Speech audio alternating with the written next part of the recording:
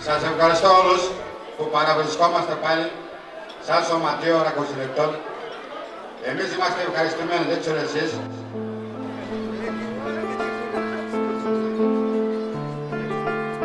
Και τα τελευταία 20 χρόνια είμαι ρακοσυλλεκτής. Είμαι ένα ελεύθερο πουλί που δεν έχει φτερά.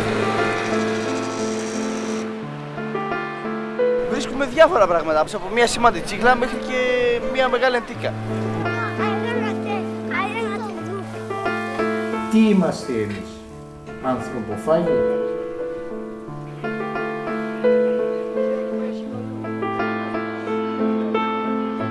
Και διαλέχτε λέμε.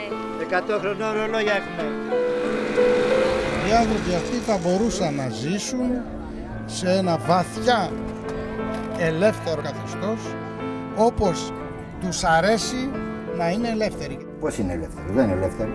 Είναι δέσμιος της φτώχειας. Ροναμός και τρέλα, αγάπη μου σκατούλα. Καλή επιτυχία.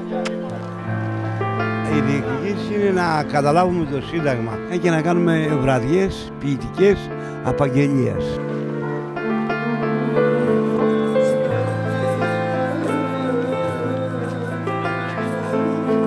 Ύφιστε να τους λέμε ρακοσυλλέκτες. Καλό θα ήταν να τους λέμε ειδικοί ερευνητές πολιτιστικών αντικειμένων και χειρογράφων.